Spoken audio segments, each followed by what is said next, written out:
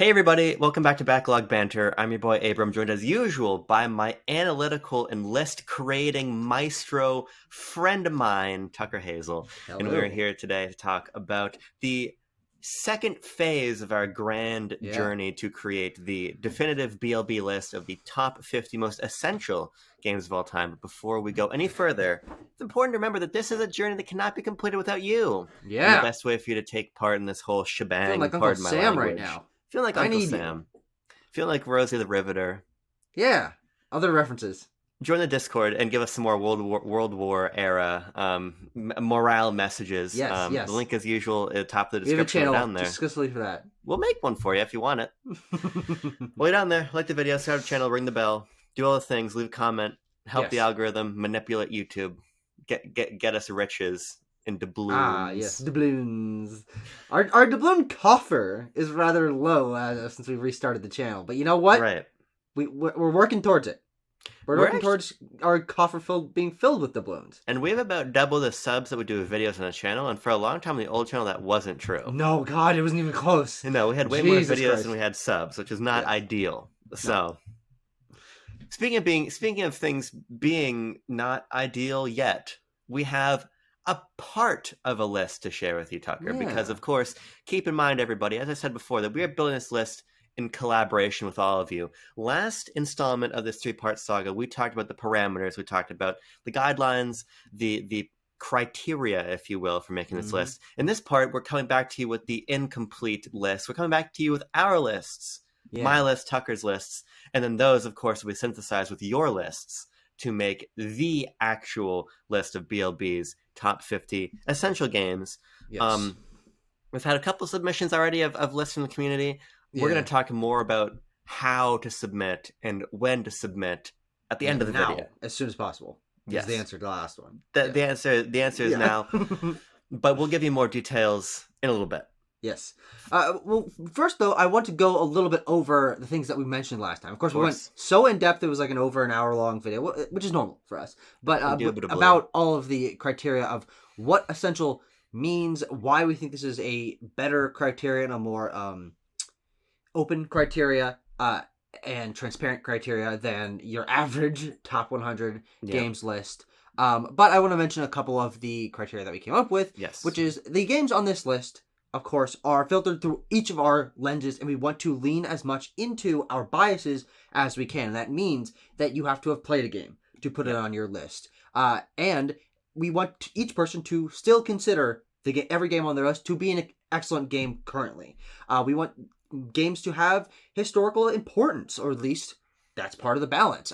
We want the games to be of high quality, and I think maybe most importantly, to show what the medium is capable of in terms of breadth and diversity. So you're going to be seeing a lot of genre representation here, a lot of series representation, some era representation, but also we're just trying to be as honest as we can. Like, we want this to be genuine, and I'm not going to lie and tell you that The Legend of Zelda is one of the most essential games of all time, because I just beat that game like a week ago. I thought it was horseshit. and I don't fucking stand by that to my dying breath. So I'm not gonna lie and say that. So that's not on my list. Spoiler for what's not on my list. See if you can narrow it down.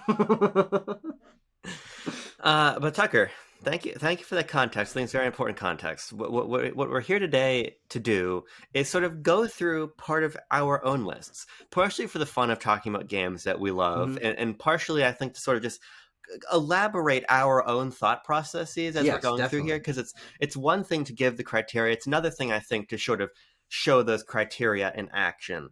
Yeah. So how we're going to do this is we're both going to go over our top 10s from our top 50 list. Just kind of go back and forth, talk about why we picked the games we picked, and you can sort of use this not as a cheat sheet for games to use, but as a cheat sheet for thinking processes, I guess. I don't know. It's just going to be a little exciting video, and then we'll take stock of everybody's lists, we'll compile them mathematically into a final video, probably in not too long, couple weeks, looking at the overarching list, maybe drawing some conclusions, thinking about some interesting synthesizing, analyzing, prophesizing.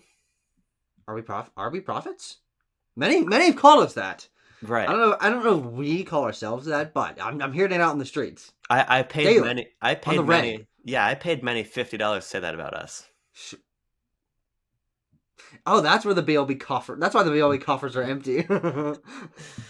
Tucker, do you want to start with your number 10 most essential game, or do you want me to start? I want me to start. Okay. Uh, let's see. All right, my list is simply entitled "Essential" here on my backlogged account. And what I think, just sort of at base level, is interesting about my top 10 is it's like half and half. My favorite games of all time. But I also have included a few games in there that are still some of my favorite games of all time, but aren't in my normal top 10. And of course, leaning into biases, that's why I'm okay with it. A lot of them being from my favorite games of all time list. But number 10... Can I just ask you a question? I'm curious about this. What place is your number one favorite game of all time on your list? Is it even on your list? It's number one? Yeah. Oh, obviously, sorry, right. Your favorite game of all time is Minecraft, and you're a fool. Yeah, spoilers! Oh, forget he said that, guys. Forget he said it. Because mine is not... I don't have Star Fox 64 on the list until number 38. But obviously, your favorite game of all time is significantly more influential than mine. So. A margin or so. Sure. I'm going to pause real quick. I have a question for you. Yeah. I thought the idea was we were going to go back and forth with chunks of 10. 50 to 41, you're 50 to 41. 51 to 41. Oh, I mean, sure, we can. But yeah, that's fine. Just a different... We should probably just start over and do it a little bit differently then. Or at least, or go back a couple minutes and just reset that. That's fine. Okay, because is that what you said? I thought that's what you said yesterday. No, I said top 10. Top 10. Okay, I just want to... Because I just feel like the top 10 lets us think really carefully about... Because obviously these games I think we probably most rigorously considered the positions of. Sure. So it's up to you, though. No, that's fair. Yeah. Okay. No, that's fine. Maybe we do a section maybe at the end talking about a handful of other ones then or something like that, just to give a little more diversity. Sure. Okay.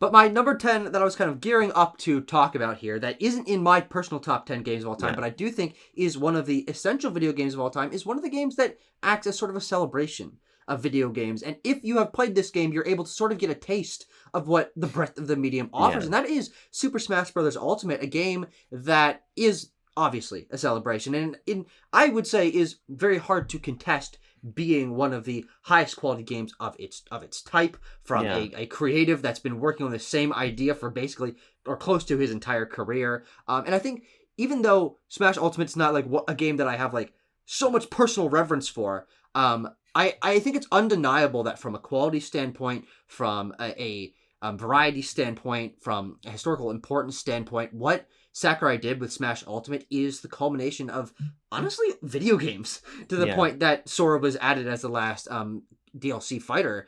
And that package is just unmatched, frankly. And in terms of fighting games and quality and number of stages and number of characters, it's just so up there that it's an undeniable, essential video game, in my opinion.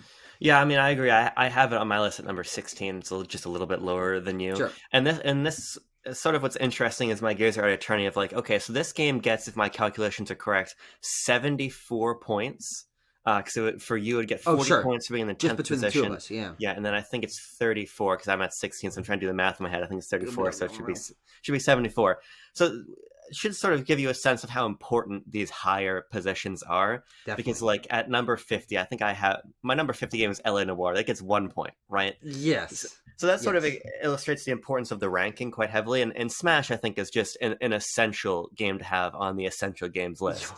Because that's a really good way to describe it, I would say. Because everything you said stands, but for me it goes a little bit further in that I think that its ability to universalize the fighting game genre, which I think is a very hard genre to get into, absolutely, is really great. I think that's exceptional, and the different modes of play it allows for.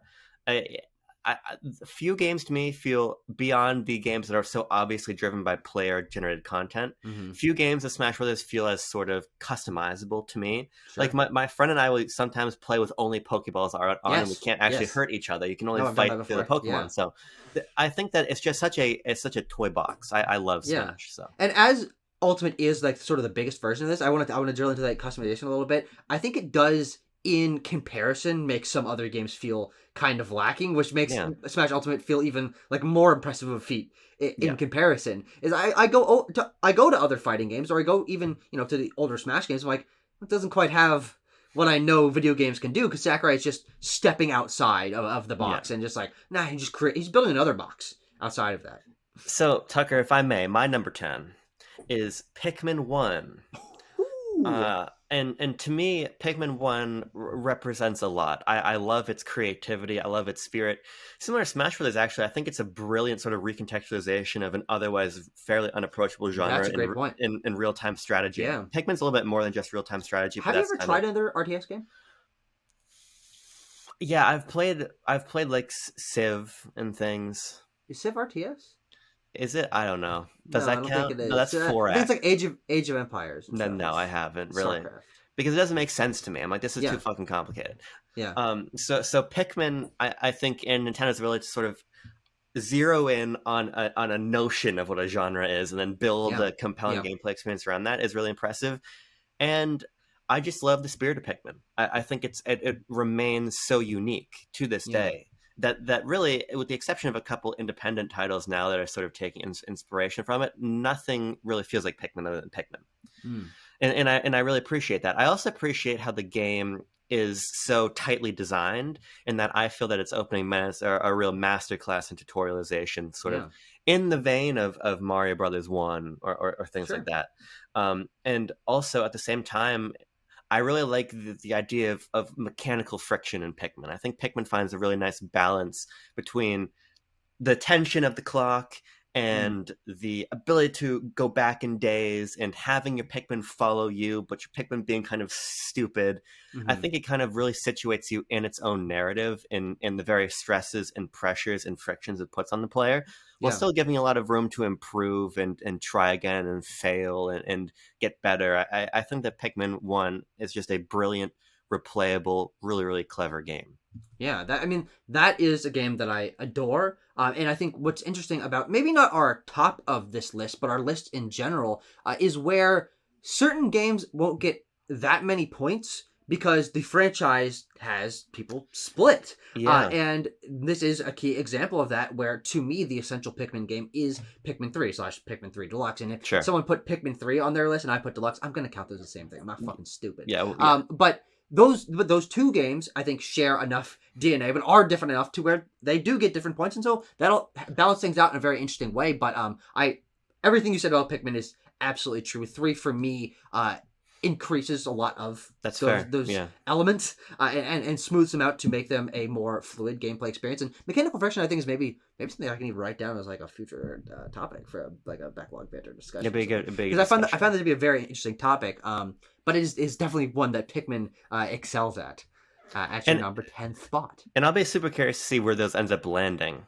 Because Yeah. we are splitting the vote, but we're still giving Yeah. 40 points to Pikmin 1. Yes, true. So I'll be curious And to nowhere see- even close to that for Pikmin 3. For me, that's like it's my number 28 spot, so it's Yeah. significantly more down. But So I'm super curious how that's going to shake out and how many games. we've got a lot of Pikmin fans on our server, though. So it'll be Yeah. interesting to see which one's top. I assume Yeah. that Phil will put 2 on his list. There's going to be some 1s, there's going to be some 3s. Pikmin might we- end up having multiple entries on there. We might have the first 3 games all on the list. We're gonna see.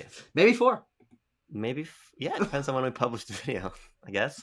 Now let's go to my number 9 spot, a game that hardly needs introduction, but I would say the fact that it has not been revisited in so long might mean that it does need a little bit of introduction. That game is BioShock, a game that I tout as one of the masterpieces of game design, game storytelling of all time, and I think that what Ken Levine did with BioShock is introduce me to more mature thematic storytelling in video games. I played BioShock after playing mostly just like simple indie games, platformers, nothing particularly thematically rich, but BioShock is a game that, whether people want to admit or not, is about politics and about the way that capitalism and social structure impact us. But also it's a game that reinvents the first-person shooter in a way, mixing in first-person shooting elements with superpower abilities and hacking mini games, and places it all within one of the most unique video game art styles and aesthetics of all time. And just the structure and tone of this game, I think, has been incredibly, incredibly influential to many of the other big, important, serious games that we get today. Because BioShock was kind of the start of that trend in the 360 generation. And it's a game that I personally haven't revisited, though actually that's true of essentially every game Sure. on the top of my list here, so that's not like a criticism of it, but one that I know gets richer over time. And it's a game that people talk about as games as art and games as storytelling, and for me, that's incredibly important, as you'll see reflected in more of my top 10. But BioShock, I think, does all of that incredibly well, and feels essential because of its influence and its distinctness to this day, because there's nothing like Rapture. Yeah, BioShock Right. 2, I guess, and you go back there a little bit in Infinite, but it's still distinct to this day, and that's really impressive, especially for 360 era games that were largely homogenized. You talk about your military shooters and your grayness, and BioShock eschews all of that and was influential, but then people aren't like directly ripping it off, so it still feels distinct to this day. It's very interesting. Yeah, this is one that suffers from me not having played it very much. I mean, I played about an hour of BioShock, and that's Yeah, too not scary enough. for you. Too scary. Yeah. I will play BioShock this year. That's an Holy Abram being a shit. promise. Not that those mean anything ever, No, not really. but but this is where I think our criteria of you must have played a game to Sure. get on the list. Now technically, I could have said an hour is enough for me to put on the list. I didn't feel like I had enough experience. But You don't even know the BioShock twist. no, I don't know the BioShock twist. I just know it's about libertarianism, essentially. The So. twist? No. No, The the game. game as a whole. Okay. That's the extent of my knowledge. The twist really. is Andrew Ryan's a libertarian. My number 9 game is a game that just falls outside of your top 10, which is Katamari Damacy. Mm. I think Katamari Damacy is amazing. And part of the reason that I have it on this list is because of the fact that Jean, watching the game, thought it was so cool. And that's important to me because she's a casual player of games. And I think that the ability to captivate a wide audience is not essential. It's actually not even necessarily one of the criteria we raised. Yeah. But I think We actually kind of talk about how the opposite of that is also something that's interesting. So yeah. But I think in the case of Katamari, it sort of testifies to how unique its statement is in the medium of games, because Katamari is so simple. And to me, a lot of the best games are born out of their simplicity. Yeah. You have a ball, you have to make your ball bigger. That's basically all that Katamari Damacy is. Get the vaccine. I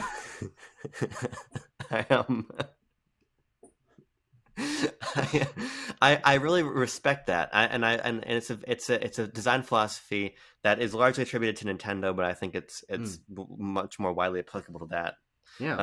Across the world of developers. But this idea of, let's take one idea and iterate on that and stretch and pull it till we get everything out of it. Sometimes too far, where you make 6 games of essentially the same gameplay, but we digress. And so I really appreciate that.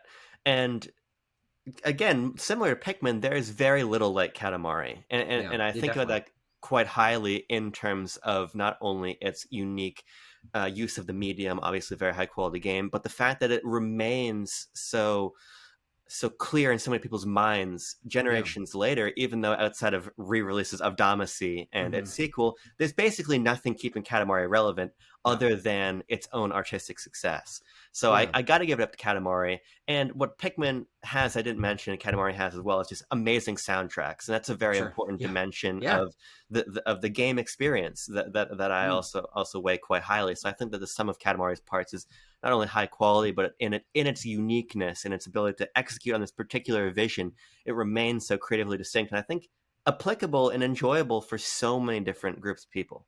Katamari is a game that I remember talking about when we were first starting this channel. I think we did for a 100 subscriber special, our 50 favorite games of all time. We went back and forth and we talked about them. And as we got to the top of my list, 2 of the games that I mentioned were Katamari Damacy and The Stanley Parable. 2 games that for me use video game interactivity to their most distinct degree. And I think Katamari Damacy is very interesting in that I remember when you played it the first time, and you were a little bit off put by the control scheme, and Yeah. fighting back against you, and not feeling like you had full control, and like god Friction. damn it, like it's a little mechanical friction, if you will. But I think what's interesting about this feeling like a fresh game to this day, not only because things haven't tried to replicate it too particularly often, but is that no one else has ever tried that control scheme again. So you Yeah. don't have the problems that many older games do, like especially older first-person shooters, where it's like the standards of how to interact with a first-person shooter or a platformer, some other types of game genre, have changed as controllers have changed and things have become standardized. Katamari controls couldn't become standardized, so they've just existed as the exact same for the entire history of the franchise. And so you go back and play Damacy, and it's going to control the exact same, and it's going to feel mentally the exact same as it did when it came back in 2002. And I think there are very few games from those earlier eras that I specifically feel hold up in that mechanical control regard. But Katamari is so distinct for the video game medium. It's like, there are no changes necessary. I mean, some might be possible, Yeah. but I haven't really tried. I think that's very fascinating. And one of the elements I think makes it stay as a game that holds up very well. Yeah. Oh, now I made a hot swap. So you're looking at my other list, but I made a hot swap because now. Okay. yes, I made a hot swap because I had God of War Ragnarok at my number 8 spot. Yeah. But while that is a game that I really, really love, I do think that one of the games that I'm going to talk about later kind of fulfills this area that I want to break down on.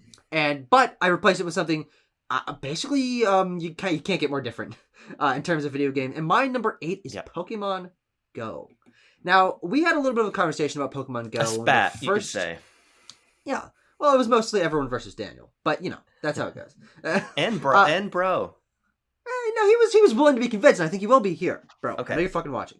But Pokemon Go, I decided needed to be in my top list because, again, we're talking about utilization of the medium of video games here. And I think Pokemon Go shows that interactivity with other people, which is something you can say for any multiplayer game, is a core part of video game experiences, the ones that are designed for it. And Pokemon Go uses that in such a distinct way that no other game has had the kind of pop that it had. Pokemon Go incentivized gamers to go outside, and not only that, but travel the goddamn countryside and interact with people that they've never met before. And that, I think, is because the game was designed with such with that kind of cooperative community and cooperative nature in mind. You have to trade with other people to get all the Pokemon, and you have to work together at the gyms in order to beat them. You're not going to make too much progress just sitting there and catching Pidgeys from your house. But game design based around people and community and the world and visiting actual locations that have some sort of merit. So you're going out there, you're experiencing fucking culture, you're seeing a goddamn statue, you're going to a goddamn coffee shop, and creating that sense of community around its design is, I think, the natural extension of what made Pokemon so popular in the Game Boy era and still to this day. But the idea that you have to trade with other people, you have to communicate with others to learn about this world and actually make significant progress. And Pokemon Go this is a game that has been tried to be replicated a lot of times and has never succeeded otherwise, even from Niantic, who has also tried many times.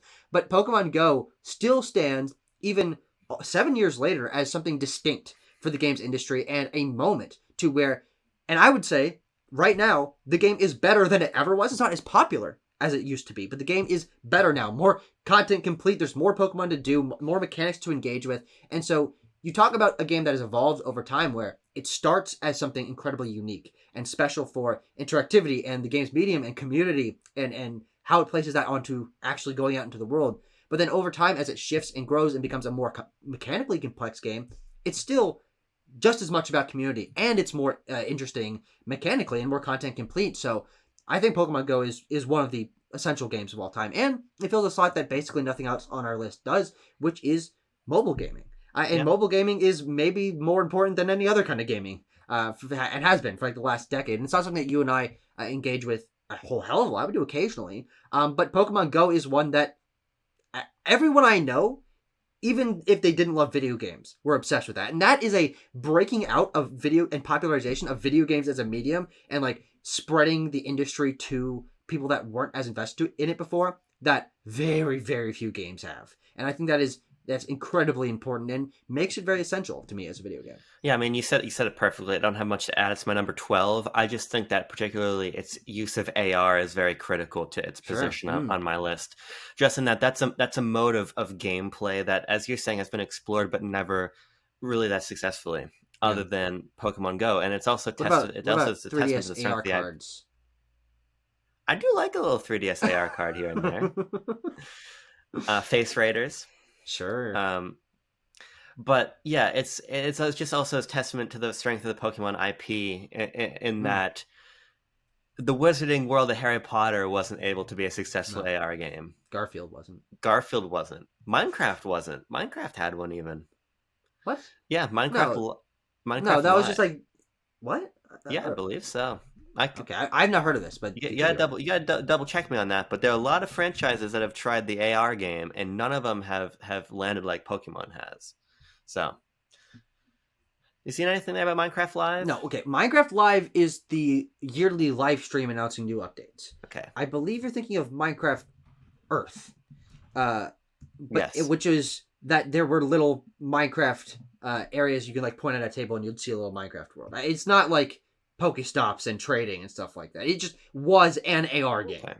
Well, point being, regardless, is that they were able to utilize the strength of Pokemon IP was able to Yeah, bring the stock of AR very, very high, absolutely. even when the game was, I think, just calling fact not very good. I don't Mm, necessarily think you can look at the mechanics of launch day Pokemon Go and say that was a very good game. sure. It Yeah, certainly is now, but even from the beginning, it was about the community experience, and the community absolutely. experience, I think, is very unique. So yes, Hmm. it's my number 12. It's an exceptional game. My next game is Super Mario Galaxy. Now, Super Mario Galaxy hits a lot of these metrics, right? Yeah. It's an exceptional game. It's widely regarded. It still plays very, very well today. Mm, It's very, very creative. And again, as you'll see, I weighed the point about what it can sort of do with the medium mm, artistically, sure. probably more highly than any of the other criteria for me personally. Yeah, yeah, yeah. Um, and what I think is really interesting about Super Mario Galaxy, and I always come back to it, it's the gravity mechanic, because Super Mario Brothers, the Mario platformers, have always sort of hinged upon one simple idea, and I think that's intuitive Mm, game design. Cappy is very intuitive. You want to jump yeah. high, you throw your hat onto a frog, and then you can jump high because frogs jump high. Hmm. Super Mario Brothers 1-1, it's a copy pasta at this point to talk about how that game is designed so perfectly with each block to teach the player various lessons. Yeah. But I think that the greatest thing that the Mario series has ever been able to intuitively teach people is how to move in a not in a space that doesn't Yeah. make sense. Hmm. We don't understand how to move upside down as people. That's Yeah. not something we do. We We don't don't biologically know. right. And it doesn't necessarily make sense to run around a planet, and it doesn't No. necessarily make sense to jump between their atmospheres. None of this is really intuitive, but Nintendo is able to, through very, very deliberate and thoughtful design, establish Yeah. a Yeah. set of rules that allows you to move in these ways. Hmm. That is a real feat of achievement when you think about it.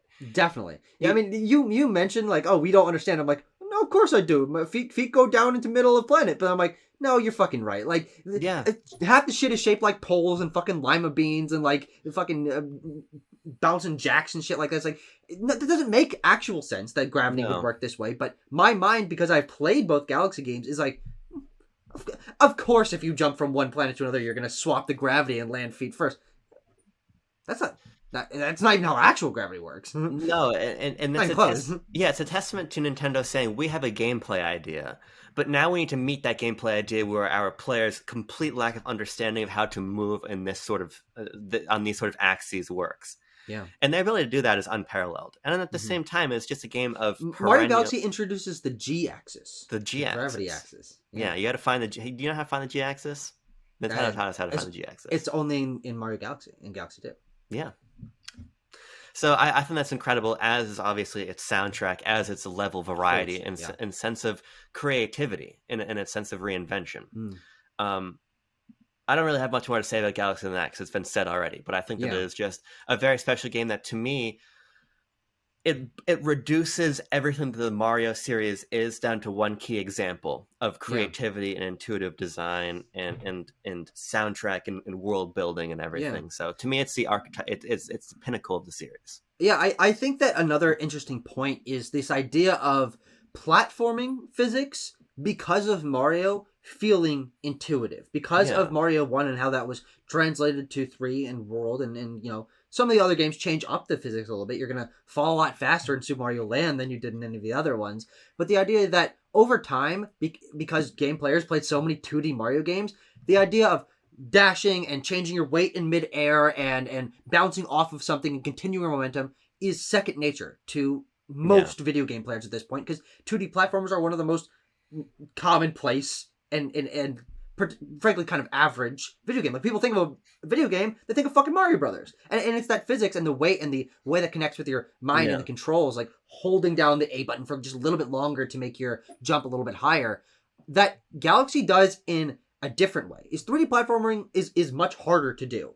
And what about 3D platforming where gravity is always like kind of fighting against you, but also you exactly know how to intuitively do it every time? yeah, That, I think, is something that outside of Galaxy 2, not even really Nintendo has ever tried to recreate, and certainly not many other people outside yeah, of Nintendo. But the idea that gravity in platforming has been essential and sort of second nature since day one, and that was not only continued into 64 and the other straight up Mario 3D platformers, which Odyssey and 3D Land 3 we will go back to, but Galaxy, again, I think I'm fucking coined a term here, introduces ostensibly another axis yeah. of controlling gravity, and how the orbit around a planet will slingshot you, and gravity going past something that you're also kind of barely in the atmosphere of, and it's such a evolution of that concept of mechanical and like digital gravity. I think that's very, very fascinating. Yeah, you can think about both games. I think you can think about this game in conversation with Tears of the Kingdom. You can think about Mm,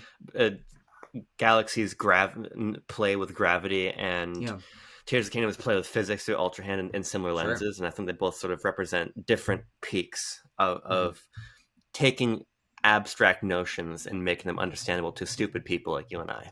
Absolutely. Absolutely. God. Let's talk about another game that you can be as dumb as a fucking bag of rocks but still enjoy, which is Tetris Effect Connected. Now, video games, you hear this, and actually I'm reading a book right now. Jordan Oh, Miner's I Video gotta buy Game that. I don't of have the that yet. Year. A book that focuses in on one game per year. This is, unfortunately, this is about Sonic the Hedgehog. Um, um, I digress about the book, but my point being, one of the most, I say, iconic phrases that comes up when you're talking about best games of all time on every goddamn list, going back to as far as there's been best games of all time lists, is that Tetris is the perfect video game. Yeah, The way that it interacts with the synapses in your brain, and that every tetramino and the physics work together to create a feedback loop in your mind to where the game feels like it can go on forever, but it's so perfectly paced to where you're always just on the edge of your skill level. And I think Tetris Effect Connected, and we're going to get to this as well on your list, not to spoil, actually. I was going to say not spoil, but that's not true. I am spoiling. yeah, To where it takes that base concept that popularized the game and makes the franchise the best single selling game of all time, but that's horseshit and we know it, to its ultimate conclusion through modern technology, which is why I would personally say that Tetris Effect Connected is the essential version of Tetris. It yeah, plays into this concept of the Tetris effect, playing into people's minds, and video games and puzzle games and video games in general being something that we internalize on such a deep level that we see out in the world. I was actually just listening to the latest episode of Punching Up, a podcast, where they were talking about how Pikmin, they were like seeing Pikmin in their mind, in their dreams. And I've had this same yeah, experience where I feel like I'm still playing fucking Kicks or whatever, like outside of the yeah. game. But Tetris is the core example of that, and connected with its immersiveness and the music and the variety of quote unquote locale that you're playing in, and variety of gameplay mode, takes that to its current conclusion. I think it's possible it could be done better, but it's hard to imagine because of how much variety and care was put into Connected by Tetsuya Mitsuguchi and his team. Yeah, we'll see if this game ends up as a number one slot or not. I'm not sure. I think it has a good chance. I'm just going to talk about it now. This is my number one game. Sure. This is also, every time I replay it, I get this closer to becoming my favorite game of all time. Yeah. Because I have now... I think you might just need to buy the bullet. Yeah, I don't know, because I just love Star Fox 64 so much. But I've played well in excess of 50 hours of Tetris Effect across various platforms. And... Have you ever played in VR? I've never played in VR. That's the one way I haven't played. Yeah. Just because, I don't have it on PlayStation. It's one platform I don't have it on. So I could try it in PSVR 1 too, but I just think the PSVR 1 just make me dizzy. It just always does. So I've always been a little put off by it. Mm-hmm. Switch OLED is my favorite place to play it. Yeah. The beautiful colors and the intimate handheld experience. I think that, to me, it's a testament to how video games can communicate with people on a non-verbal level. Sure. Because we're going to talk about, we both share two games that we'll talk about soon that are very cinematic. One, it very much inherently so, and the other taking a lot of the cinematic, the moves, the filmic moves of that medium. Motifs, yeah. But this is nonverbal. Obviously there are vocal tracks, but the vocal tracks are not conveying a story to you. But everything is conveying... only part I can remember is "For it's all connected," and then in my mind I go, I don't even know the words, but I can sing the goddamn song. Hydelics, yeah, kind amazing. But it communicates to you through feel. It communicates through you in the way that every rotation of a piece in a dropped block adds a musical flourish to the composition, and the ways that HD rumble in your hands moves, and what it means to clear a line, as you're saying, the psychological connection of Tetris, but then pairing that to a journey through sound and music and cultures in various ways. I think it's sort of a singular achievement in whales and dolphins. Yeah. I think it's a singular achievement in what games can do in a way that no other medium really can. Yeah. There's plenty of abstract music and art exhibitions that surround your body and senses in these sort of unexplainable places. But when you're actually playing and you're actually manipulating the Tetris pieces, that adds a different dimension that I think is impossible to capture otherwise. It speaks to you solely through the affordances of video games. Yeah. And so to me, it's the most essential game of all time, period. And Tetris is also, as you're saying, has a universal appeal. My mom loves Tetris. Yeah. My mom's understanding of video games is basically Mario Kart, The Blob, Lego games, and Tetris. One of those is a sneak. It's true. I know it's true, but it's also kind of like, what the? Did she just say that? Yeah, and so that and it's like if Tetris can be what it is to so many people, and then Tetris Effect Connected can be what it is for the medium of games, that intersection point of perfection, of artistic direction is just, to me, there's nothing more essential than that. Yeah. So. Let's jump down to another game. I think it's my turn, right? Because no, but you just did a whole talk about a game. Oh, I guess that makes sense. Yeah, so you're just gonna stop at your number 2 when we get to the end because you fucking jumped ahead. I guess that makes sense. Does that make? Yeah. Okay. Yeah. All right. Let's go over again. Let me retry. Let's go over to another game that is a audio-visual, sensual treat, which is a game simply known as Ori and the Will of the Wisps. That's actually not very simple. It's a pretty complex sentence there. It's got a little tongue twister in it. But Ori and the Will of the Wisps is a game that I would personally contend does the same thing that Tetris Effect Connected does with audio and visuals and interactivity of the video game medium, but for me does that on a more mechanically engaged level, because it's more of an adventure. There's an actual world as opposed to sort of abstractness, which I adore in Tetris Effect and in some other of my favorite, especially puzzle games. But the idea of taking the art of video games, the quality of painterly textures and orchestral music, and combining those to create something that is mechanically flawless and emotionally resonant is not something that I see that often. Usually games try to stay on one side or the other, but I think the combination of the two in Ori of the Will of the Wisps is immaculate, and the fluidity of control and variety of upgrades and how much the game rewards exploration and involving you in the lives of the little creatures that you're protecting, everything synergizes to create an emotionally enriching experience and mechanically enriching Yeah. experience. I would say this is one of the best feeling games that I've ever played, in its movement and its combat and its exploration. And it tells a very simple story of building community and getting over your loss and your grief, and becoming stronger because of that. But that is another example of what we were talking about with Tetris Effect, is commuting something wordlessly. There are some characters that talk, but the story on the whole, most of the characters don't say anything, and you just sort of intuit through the swells of Gareth Coker's score and the flowing nature of the wind in the background and stuff, what emotions are being conveyed. And I think it's really powerful, from that mechanical degree and the emotional degree and the Yeah. artistic degree. Now, Tucker, I made a hot swap as well. Oh, look at us go! Look at us go! And this is a hot swap within a franchise. Okay. Because my next game, the position number 7, my position was Halo 3. Sure. However, I've swapped it for Halo Reach. Sure. Okay. And because I was really thinking about it, and this is where I think a lot of the conflicting, because as we've said, a lot of our criteria are in direct conflict with each other to force you to sort of weigh them against each other. Halo 3 is the more important game, I would reckon, than Halo Reach. Probably, yes. In terms of what it meant for Xbox 360, in terms of its multiplayer scene, in terms of birthing 3 ODST and various things. It is, I would say, very few games have birthed 3 ODST. I would say that it is quite fair to call Halo 3 the most essential game in the franchise, and probably the most iconic game in the franchise in a lot of ways.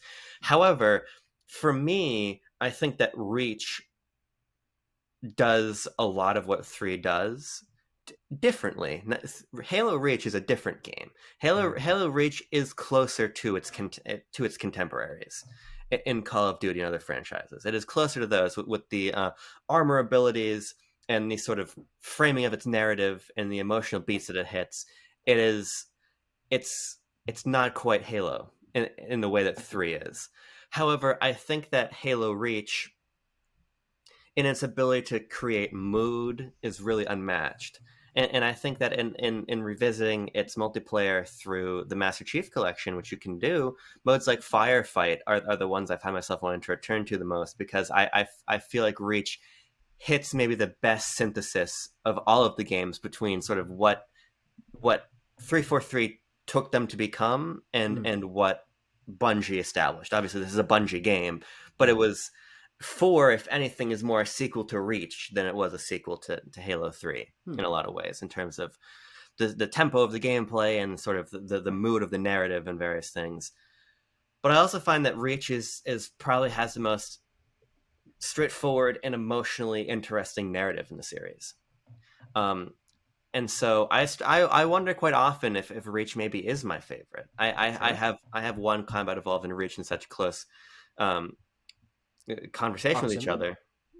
But I think another thing is, if I were to, and I've been thinking a lot about this, especially in terms of your open and continually radicalized dislike of the Halo series, it makes me wonder, where would I begin somebody? And I feel like I might begin them with Reach. Sure. Actually, I mean, Reach is where the narrative begins, and it kind of boned Andrew, our friend Andrew, who started with Reach and then went to Combat Evolved after, because Andrew is not as enlightened as I am, didn't find that to be a compelling experience. Shame on you, Andrew. But I think I undo that shame, Andrew. That's a good thing. That's a good opinion. I think that if you were to put one Halo game in front of somebody, you could make it Reach. And you really could, couldn't you? You could. I think it sort of singularly encapsulates a lot of what makes Halo special, and also sort of looks ahead to where Halo is going. And it just feels exceptional to play. I think that it's able to create the sense of despair through music and background detail in a way that I don't think many games are able to. I think you can take a lot of artistic cues for how to both make a player feel so powerful but so helpless simultaneously from Reach. So I'm giving my position here to Reach. Halo 3, I've moved down the Sure. list a little bit. Yeah. I think that's a very interesting swap to make because, Yeah. frankly, I expect 3 to show up on other lists, and I Yeah. don't know if I expect Reach to, but I think you made a good case of where it sits in the franchise and in Yeah. terms of evolution of that formula and stuff. So, yeah, sure, I believe you. Let's talk about a game that was referenced earlier by my truly, yours truly, me. What do my truly mean? Yours truly is me. I don't think it would mean anything, is the bottom line. That's when you're holding a truly. My truly. Yep. The Stanley Parable Ultra Deluxe. Now, the Stanley Parable has been one of my favorite games ever since I played it, because I think, as I mentioned earlier in the conversation with Katamari Damacy, it takes the interactivity of the video game medium and plays with it in a way that very few games do. Interactivity usually means getting a high score, beating the boss, overcoming the challenge, becoming technically proficient at dodging or shooting. Who the hell knows? But I think the simplicity of the Stanley Parable, and by extension the complexity of Ultra Deluxe, is a fascinating rumination on interactivity in video games, and to me that is essential to understanding what the medium can do when it understands itself. The team at Crows with the creation of Stanley Parable, and then many years later with Ultra Deluxe, created a narrative that's about creating video games and about playing video games and about how we feel when we're playing video games, and whether that's good or bad, or the creator is telling us to do something, or we're trying to subvert them. And the basic idea that a game presents you with choice, but then contains all those choices that feel infinite within a sprawling box is both very clear and very hidden in the Stanley Parable. And I find that design nature to strike an incredible balance. You walk into a room with 2 open doors, or maybe a third open door, or maybe you turn around, or maybe there's a weird window, or maybe there's a button you can press, and you feel like this is a sandbox. You can do kind of whatever you want. The narrator's telling you one thing, but you want to say, fuck you, I'm going to do my... You're going to do the Across the Spider-Verse, nah, I'm going to do my own thing.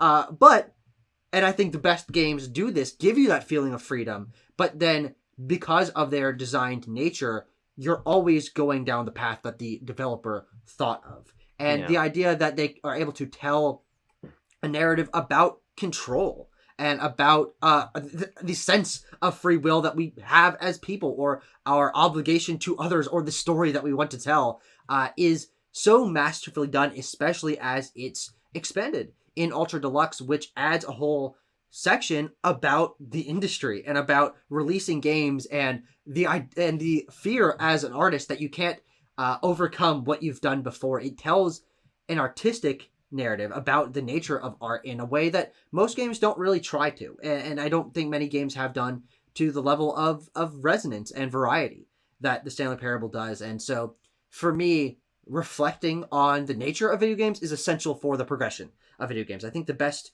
art forms are the ones that have had the history and the moments where someone thought about thinking about something, and that allowed us to think about it in a different way. And Stanley Parable kind of is that crux for me in the video game industry, and it makes me enjoy games more. And I think that's what's so fascinating about it. Yeah, I mean, it's my number. It's on my list. It's number 30. It's nowhere near as high, but I agree with you. We also we have a friend. She's not in the Discord anymore.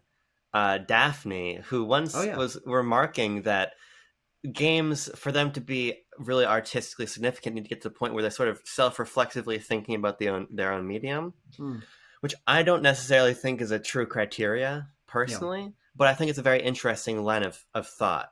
Yeah. And Stanley Parable does that. And now if Stanley Parable just gave you a fucking little heads-up display that I could follow, I wouldn't get dizzy playing it, and it'd probably get even higher on my list. But everything you said is totally true about that game. Yeah. Well, let's do another little crossover moment here, Tucker. Crossover episode. Holy shit. Immortality because of how things have lined up, is actually both of our next game to talk about. Yeah, I think we did fuck up somewhere along the line, but you know We what? did. What we should have done is we should have stuck to the course and both gave our 7, 6s, etc. But we'll solve the Yeah, problem as it appears. But my number 6, your number 4, yeah, is Sam Barlow, Half Mermaid, Natalie Watson's Immortality. mm. Immortality, to me, its position on my list is similar to why you've put Stanley Parable so high on yours. Yeah, In that it sort of challenges our understanding of what the medium can do and yep, be, and yep, sort of challenges our understanding also of film in some ways, and mm. how the devices of film, like the match cut, are used to tell stories, and how we can repurpose those for something else.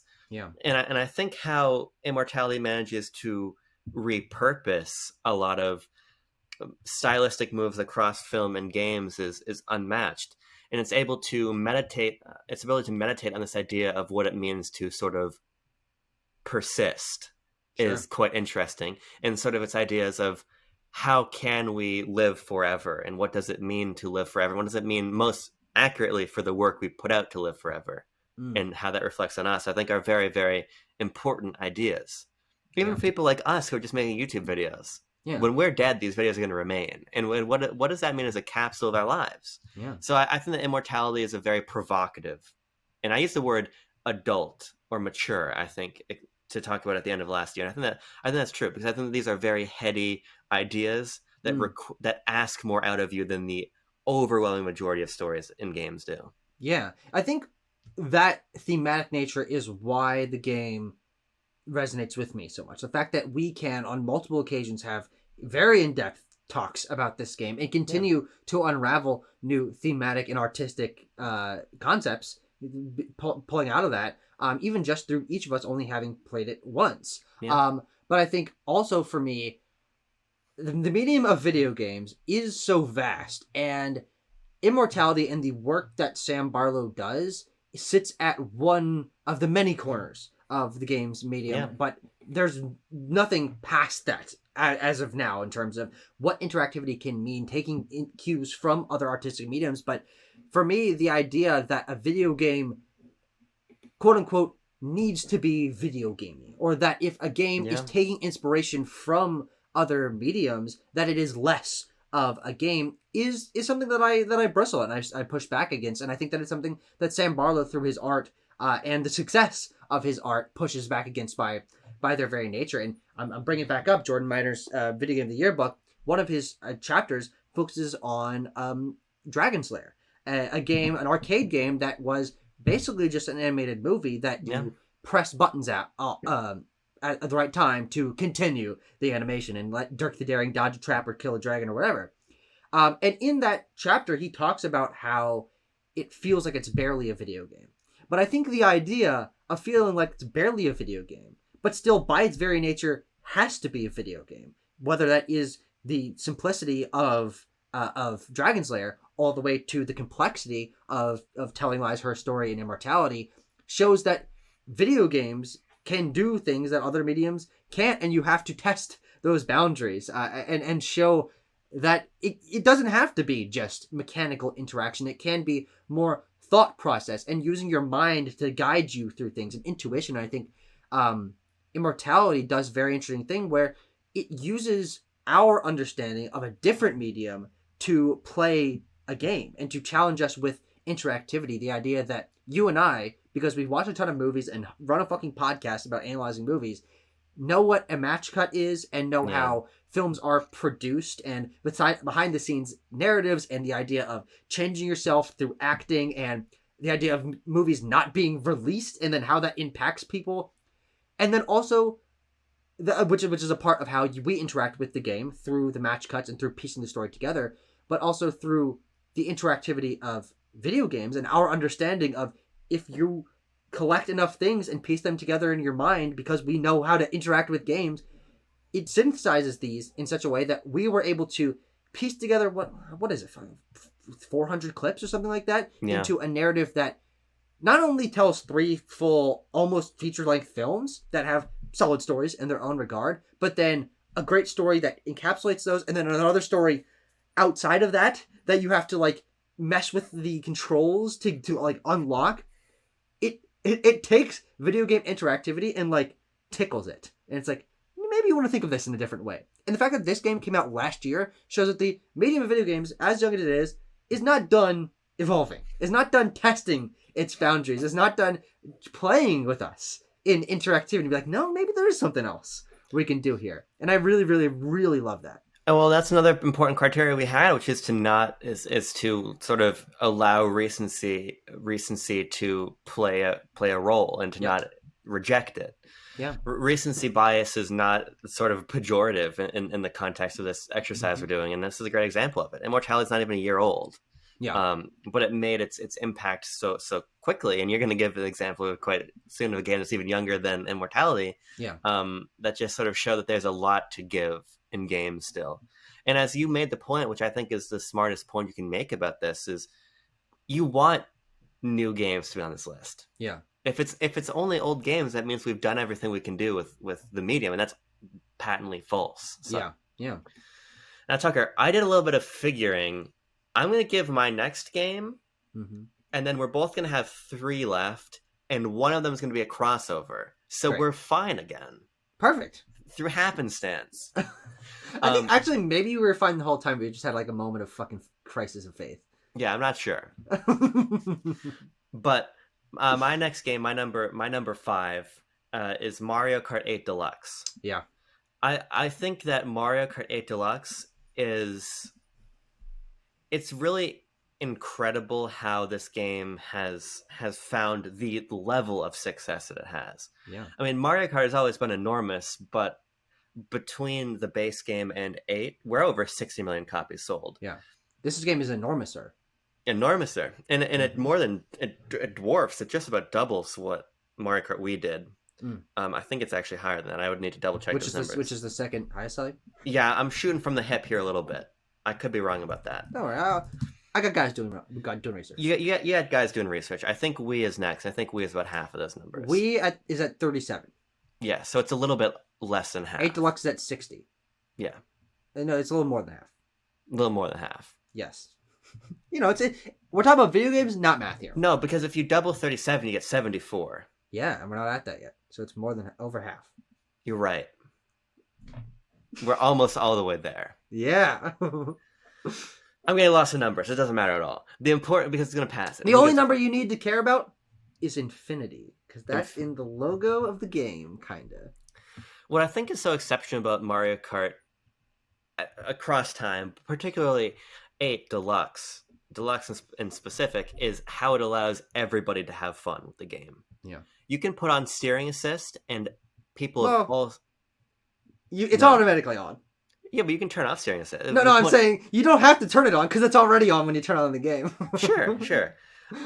Semantics. I thought it would be a funny joke. Maybe I thought you'd played enough Mario Kart to get the reference, but maybe you gotta play a little more. Actually, it's only on for the player that used it last, so it's contingent on what the last play session was. But this is a game that allows simply everybody to have fun with it. And I don't even think that's true of Nintendo's other casual multiplayer experiences. Something like Smash Brothers is very complicated. Now, you can simplify that for people, but you're never getting simpler than Mario Kart. But Mario Kart finds this perfect dance between everybody can play and everybody can have fun, and skill and randomness. Accessibility, skill, and randomness sort of are thrown into this soup that is Mario Kart. And what comes out is a hilarious... Accessibility, skill, Mario, randomness. Sure. ASMR. and what comes out of that soup, every race can be radically different. It doesn't matter if you're better than your friends or not. You're going to have an edge with your skill, but you're not going to control the item roulette. You're not going to control what's going to happen with those other racers. And to me, that is a sort of distillation of what Mario Party took from Mario Kart. Yeah. You're going to play Mario Party for an hour, and then those bonus tires are going to come in, and things might get fucking nutty. But every 3-minute track in Mario Kart, things are dynamic and fun. And there's a reason that I've been able to play this game multiple times a week for years and years and years and years and never gotten tired of it. Yeah. Because it allows everybody to be in the mix like that. it's not me playing Smash Brothers and knowing, okay, I'm just going to rinse who I'm playing with every time because I'm just better than them. And that's not me flexing. It's just how it is. I've played more Smash Brothers than them. They have no shot against me. Yeah. Sorry, that's just the way it goes. But the sauce of Mario Kart is a sauce that Nintendo's never replicated again, I don't think. Yeah. And I find that to be exceptional. And then you add in the fact that these mechanics have been so finely tuned. There's no snaking here, like in Mario Kart DS, that breaks the game. There is no sloppiness like there is in Double Dash. Even though I enjoy the sloppiness of Double Dash, it controls exactly how you want it to. It hits that bar of quality, and I think it just represents to me the pinnacle of local multiplayer. I do not think that there's a finer local multiplayer game than this, and it's impossible to discount the role local multiplayer plays in bringing people together. And to me, that's essential. I think local multiplayer is an essential facet of games, and we sort of lost sight of it for a while. Sure. And local multiplayer is definitely more prominent now than it was a couple of years back, not only with obviously what Nintendo's doing, building local multiplayer into their system and the modular design of the Switch, but also things like It Takes Two winning Game of the Year is a great testament to the fact that people want these experiences. But I think it's always important that we centralize how critical specifically local multiplayer is in an era where everything is online. So you mentioned earlier with both Smash Brothers and Pikmin how Nintendo is very good at taking genres that are traditionally very complex and niche and making them something that appeal to that wider audience. And Mario Kart is maybe the ultimate example of that in terms of racing games being one of the most technical genres. Understanding what your car is going to do and how that interacts with different fucking different gravels, and whether you're in fucking France or Monaco. I don't know. I've really only played like 2 non-Mario Kart racing games, but for me that is because racing in its video game form, and I would say this is probably true for the majority of video game players, is kart racing. Well, you see Gran Turismo and Forza, and you're like, okay, yeah, those are popular, but they're popular for the sickos who want a fucking rig that they're like attaching to their goddamn computer to play this. But the idea that you can put someone on a single Joy-Con or on a Wiimote with tilt controls, which is frankly because of the popularity of Mario Kart Wii, how many people still mentally understand controlling a cart or a car in a game, is a kind of repurposing of a classic formula, but a rather complex formula, to that simplicity that makes it accessible to anyone, where other people can hold their own. Mario Kart, you are probably going to be in front because you've played so much of it, but that's not guaranteed, which I think is the difference you were drawing between that and Ultimate. And I think that's definitely one of the strengths of Mario Kart is it's a balanced playing field relatively, regardless of your skill. I also just want to note 8 Deluxe is a particular choice. Because usually you're going to see 64 in this spot or Super or something often, because, and this is a testament to another reason why I want to make this list. A lot of the people that make these lists are older, and I don't enjoy Super Mario Kart. I have to say, I don't think Super Mario Kart is fun at all. I do like Mario Kart 64 more. I think Mario Kart 64 is an enjoyable game, but I just don't think that it is. I think that its historical significance as sort of being at the forefront of that true couch co-op Mario Kart multiplayer. You can do multiplayer Super Mario Kart, but really it is Mario Kart 64 and Nintendo's general ethos of that era that popularized this notion of them being sort of kings of local multiplayer. But I don't think Super Mario 64 is excellent now. I don't even know if Double Dash is excellent now. But I know for a fact that 8 Deluxe is excellent now, and that excellence now is one of our criterias. So I had to. And it's also more excellent now than it ever has been. Wave 5 just released last week, which is 8 more courses, and one of them is brand new, and there's a bunch of fucking fan favorites in there. And I think for me, the idea of 8 Deluxe and Smash Ultimate being the culmination of the ideas that came before them, and the synthesis and the polish of all these ideas, and getting rid of the sloppiness of Double Dash, but bringing back the double item slots and the bikes of Wii, and the underwater and air segments of 7, and then polishing them up back in 8, and then adding the battle mode back in 8 Deluxe, and then expanding it even more with crazy DLC, shows that the series has reached a current apex because it's taking concepts from across the history of the franchise. And I love when series do that. And 8 Deluxe and Smash Ultimate are 2 of the best examples ever of not just like making a new entry in the series that does one idea new, but does an idea new and also all the other ideas that came before. And I think that's really, really special. Interesting situation now, Chucker. What? Because you're it's time for a little bit of a battle here, the battle of minds, as it will. So we just uploaded about a week ago, as of recording. Oh, who the fuck knows when this is going to go up? God, a video about Tears of the Kingdom, a game that we both played, that many people have played, and the differences in why we appreciate that game's design in different ways. And the groundwork that I'm setting up is a little bit of a bit of mechanical tension on BLB's side, if you will. We're like dumb little Pikmin. We're like the controls in Katamari. I'm like the left joystick, you're like the right joystick. Where I, at my number 3 spot, have The Legend of Zelda Tears of the Kingdom. And you, at your number 4 spot, have The Legend of Zelda Breath of the Wild. Now, how do I want to approach this? I guess maybe I should talk about Tears of the Kingdom first, because you just talking about Mario? Sure, okay. Now, open world games are notorious at this point in time, and especially I'd say like peaking last gen of like, goddamn Ubisoft and these motherfuckers, they just keep making open world games and not many changes have been made, and this is kind of like, towers and points of interest on a map.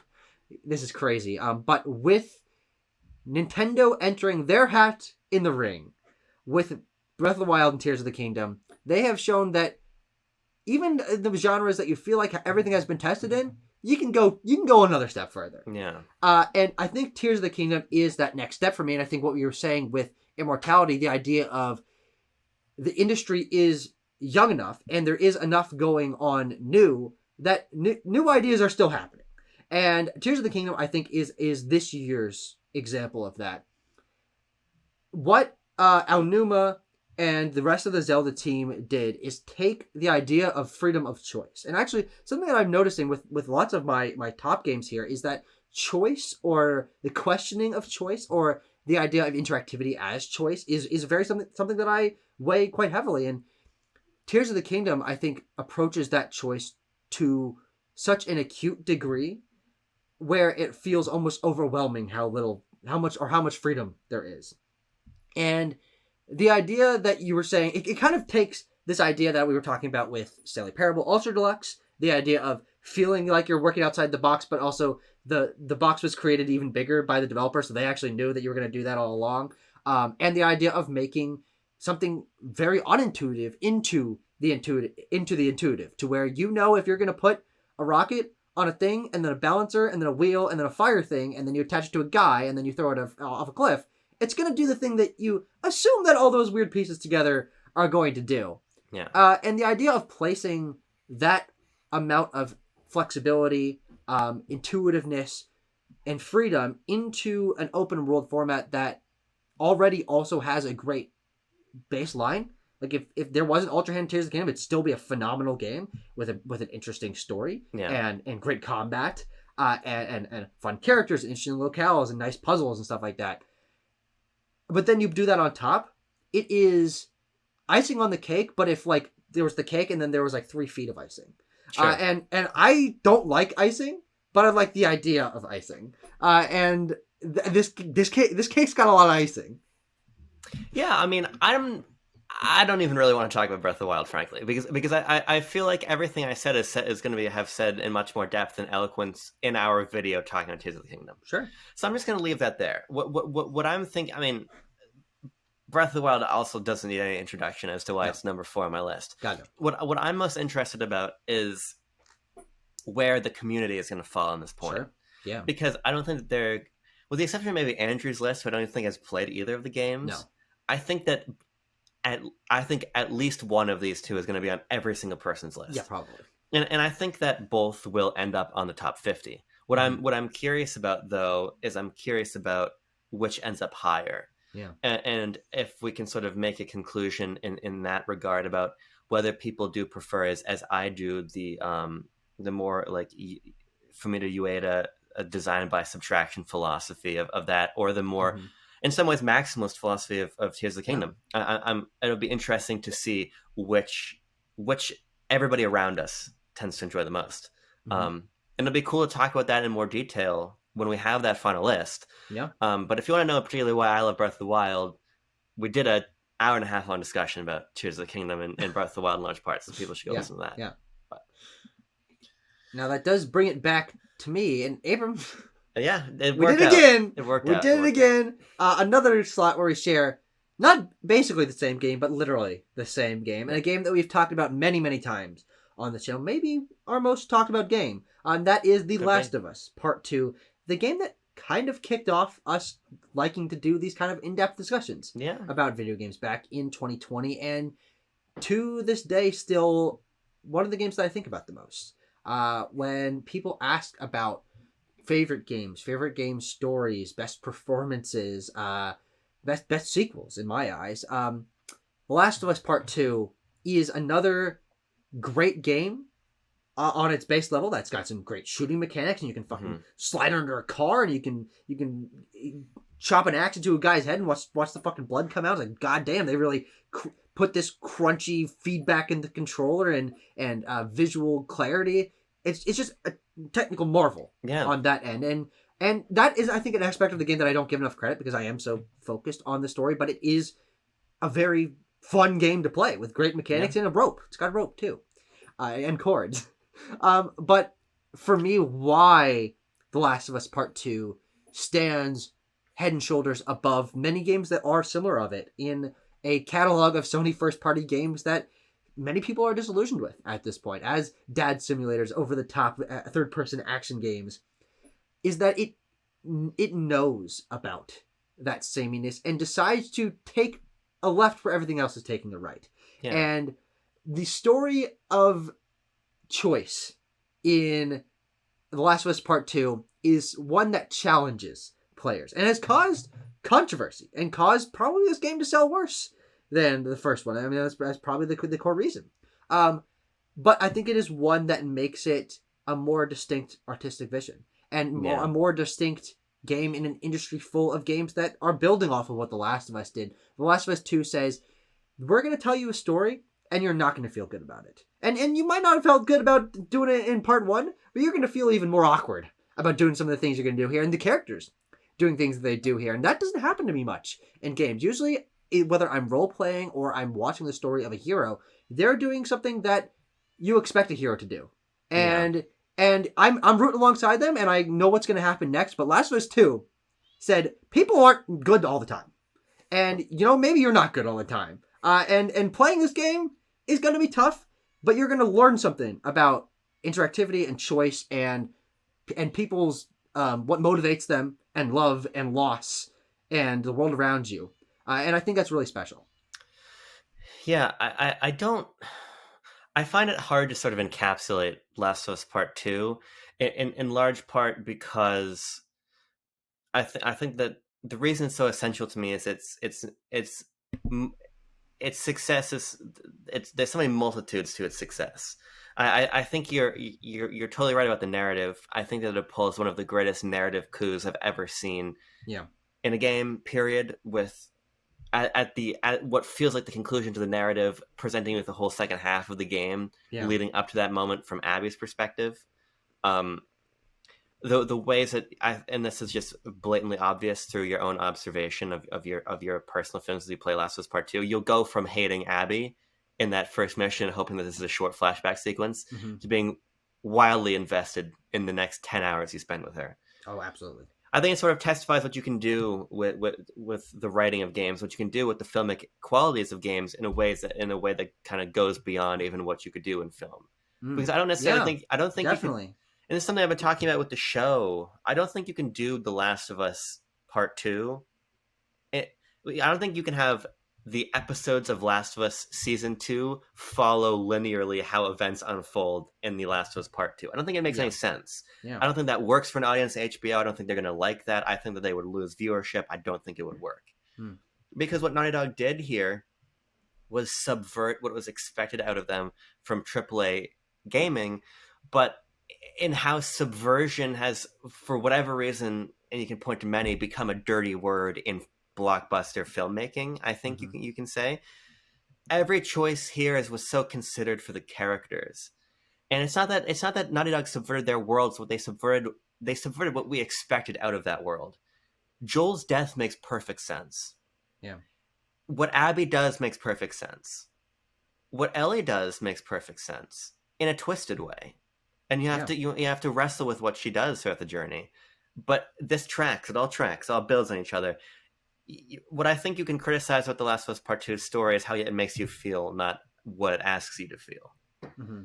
And it reminds me of like the Texas Chainsaw Massacre, which I wish I could give a bad score to, because I think it's a vile movie, but it's also exceptionally made. Mm-hmm. And that's how I feel with The Last of Us too. Also, I think it's vile, but I don't Mm-hmm. mean that as a criticism. It's just what it is. It's this sort of story that I don't think I've ever seen told in the medium this successfully. There's games Yeah. like Spec Ops: The Line that I think do it somewhat well. I think that Spec Ops: The Line is a very interesting game that is in some parts similar in its meditations and violence and things, but never to the level of quality of what we do in The Last of Us Part Two. I I don't think it's I don't think I'd put it number 3 on my list of the best games of all time. Mm. Having played Part 1, I actually might say that Part 1 is maybe the overall better game, Mm. actually. But I don't think that Part 1 is as essential as Part 2 is, Yeah. because of what it puts you through.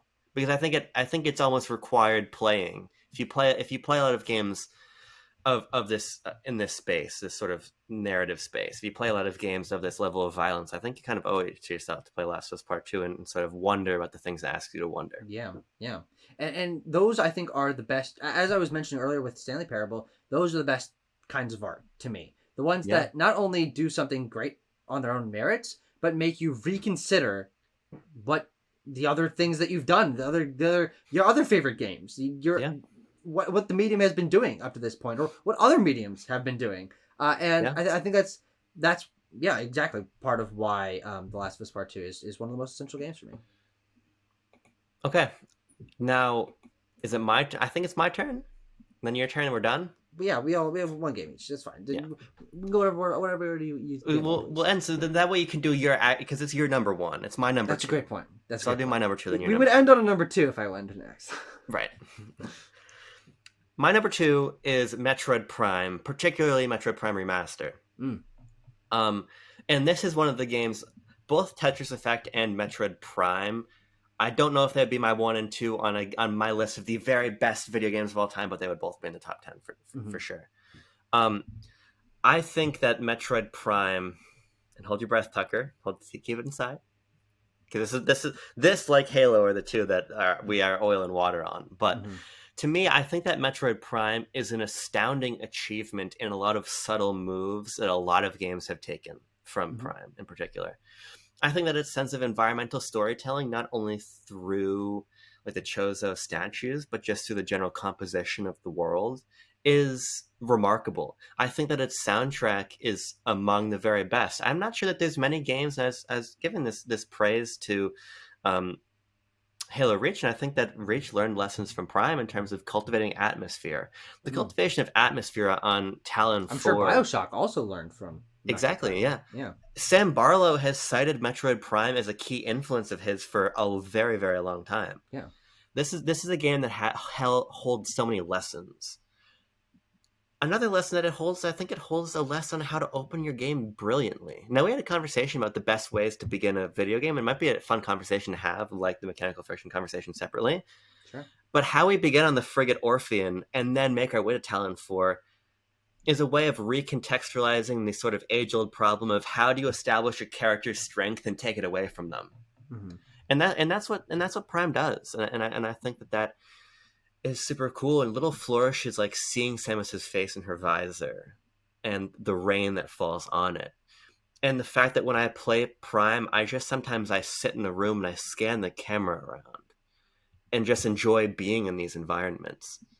And the way is that as you power up, you get a better sense of Samus's arsenal, and you start to just demolish enemies as you run back through. And the way is that it rewards subsequent playthroughs to where your first playthrough through Metroid Prime 1 is going to be awkward and clumsy, your third is going to be sharp.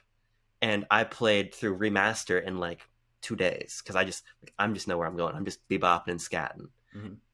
And I find that exceptional. And then you look at the meta narrative of how a Western team took a Japanese IP in Metroid, an IP that had totally lost its way, and reinterpret it as this synthesis of Eastern and Western design philosophy that became so pivotal of a point of influence for both. The number of games from out of Japan and the number of games out of the West that look at Prime and hold it as this archetype of brilliance is a testament to how essential it is as a playbook for design. But I also think it's a testament to how you can cultivate a real sense of adventure and feeling and place. I just simply adore Metroid Prime. I simply adore it. And Prime Remastered is going to show up very, very high on my list of favorite games in 2023. But gotta do it to them. Gotta do it to them. It has just the people of the world. I gotta do it to them. That's my second game. It has historical importance beyond a shadow of a doubt. In my opinion, it is still excellent today. I think that it holds so many lessons for game design. It's such a brilliant illustration of how you can boldly take what makes a franchise special and put it in a completely new context. And make it new again. It's what we talk about a lot with the Switch era of Nintendo, how they reinterpret a lot of franchises and make them new and different and better. I think Prime did that in 2002. Yeah. Very, very, very poignant. Now, we got one other game, a game that is important to the two of us, and arguments could be made that it's one of the most important modern games of all time, if not one of the most important games, period. And that game is a game that is the only game that I have on my laptop taskbar right now. My number 11. I like to so much gave it 2 ones. Holy shit, that's more ones than I gave it. Oh, I get more points, though. Which is Minecraft. Minecraft is easily the game that I've spent the most time in. It's the game that I've made the most friends because of. It's the game that I've played with the most people. And it's, I think, one of the most formative games of its generation. You see crafting mechanics in games, you see survival mechanics, enemy designs, random generation, server composition, everything on a mechanical level that Minecraft does to inspire those around it and set itself apart from what came before and streamline certain elements. She loves Minecraft. She loves Minecraft. Really loves Minecraft. We're just leaving the door open. You know, at a certain point, you gotta stop the buck. I don't even know what that means. Buck's gotta stop somewhere. Buck's gotta stop at the door. Right there. Boom. I don't really think too often about the ways in which Minecraft inspires other games because to me it feels so singular, even though that's basically not true at this point. You look on any fucking App Store, Steam, or even like the Apple TV store or like fucking Roku game store, Minecraft clones are everywhere, and the mechanics and visual style of Minecraft have been done constantly because this game is so goddamn popular. Of course, that's what happens with the most popular games. But Minecraft still remains singular in the way it simplifies the most complex things. Yeah. The idea of building anything you want, and even past that.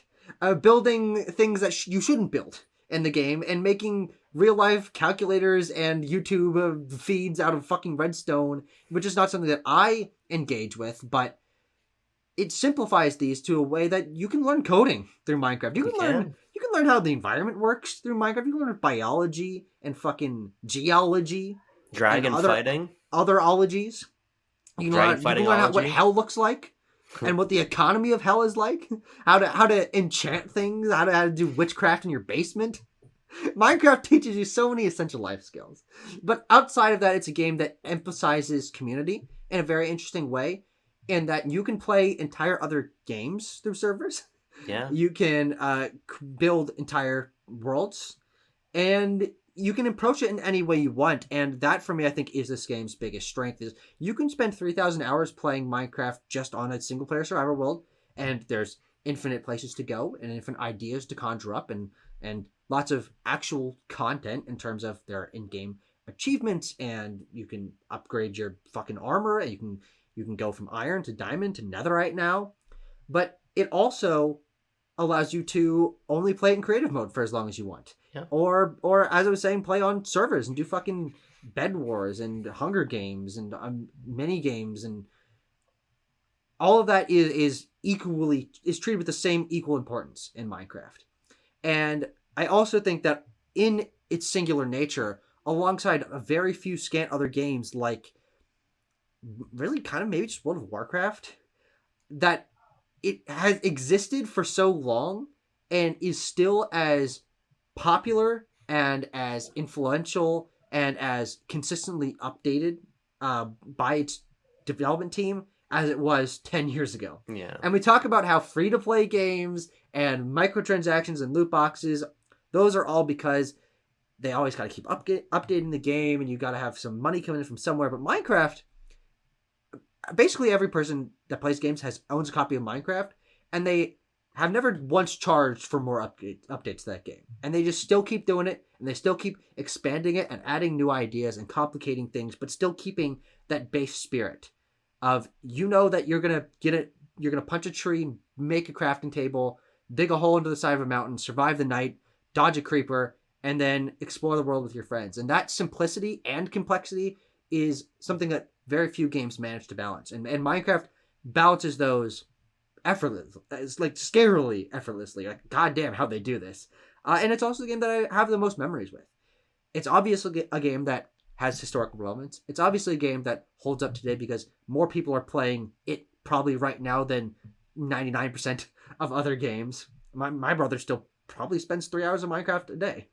So I think it's one of the few rare games that hits every criteria on the list. We talk about how a lot of these games on this list, you can say, okay, maybe it's new, so it doesn't have the historical importance, or maybe it's older, so it doesn't quite hold up as well, but it has the historical importance. But Minecraft does all of them, and does all of them almost better than almost any other game, and that's why I think for me it's a clear number one. And I'm very happy to be able to give it the flowers that it deserves, and many other people give it, but I'm happy to be one of them. Yeah, I mean, I don't know if I agree with it being singular, because what the reason I put it so high is because I don't think you can possibly understand what video games have become without understanding Minecraft. Sure. Yeah. Because I don't think a game like Roblox or Fortnite would exist the way they do without Minecraft. Mm-hmm. And I think that there's so many games that take what Minecraft did and try to do it better or differently or whatever the fuck Roblox is. I don't really know how they're related, but I know enough to know that they are. But you're right, that I think it's singular in its success. Yeah, sure. I think that's what I mean. Yeah. And I think what's interesting about Minecraft is, like, to me, Minecraft is like bigger than being a video game. Mm-hmm. It's weird, but like in my head, Star Wars isn't a movie series. Star Wars is just like a thing that exists, and it's everywhere. That was me with Pokemon for the longest time. Like, Pokemon's not a video game. It's Pokemon. Like, when I play a Pokemon game, I'm not playing a video game. Yeah, and I feel like Minecraft is similar. I mean, like the number of friends in college who just had Minecraft on the computers and who would just like like smoke and play Minecraft to relax at like after class is crazy. Mm-hmm. Because Minecraft is able to be, Minecraft is so nothing that it's everything to somebody different, and I think that's really cool. Because you open up Minecraft, and Minecraft is the antithesis of a Metroid Prime. There is nothing particular about it. Yeah, it's just a big old bucket of systems, and you just grab the system out of it that you need. And I spent years of my life playing Minecraft Hunger Games every day after school. Yeah. And I have friends who just play creative mode while they're doing edibles or whatever, right? So like I don't think that any other games capture that sense of non-directed design better than Minecraft. So I think it's very good choice. Minecraft as a game, summarized in one word, is potential. And I think that is very special, because games, as we largely know them, are directed experiences, and it really has been since you get to something like Minecraft, and then whatever the fuck Roblox is and whatever the fuck Dreams is, where potential becomes a bigger emphasis. But to its success, Minecraft's potential is still limitless, even though it might be one of the most played video games of all time on like an hour-to-hour basis, and also a number-to-number basis, number of players basis. Yeah. But people are still discovering new ways to do things, and those are going to influence millions of content creators and then their billions of fans for perpetuity. I don't know. It's one of those games that exists so much as a fixture where you can't imagine not only video games without it on an influence level, but video games as a culture without it. Like, maybe there'll be a point where you can't play Minecraft anymore. I Well, doubt though it. it has plenty of physical versions, so you can play some version of it. But like, it's hard. It's hard to imagine. Which there are very few games that reach that kind of level. We didn't get Safety Torch from Tetris Effect, is all I'll say.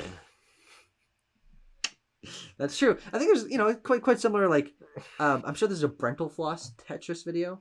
You ever watch Brental Floss? No, I don't know who that is. That's beyond me. That one's beyond No. me. God.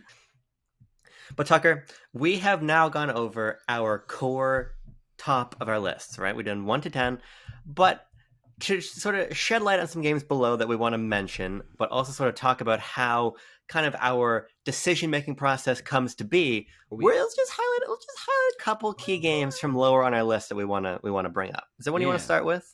No, I want you to start with one because you had some ideas. I do have some ideas.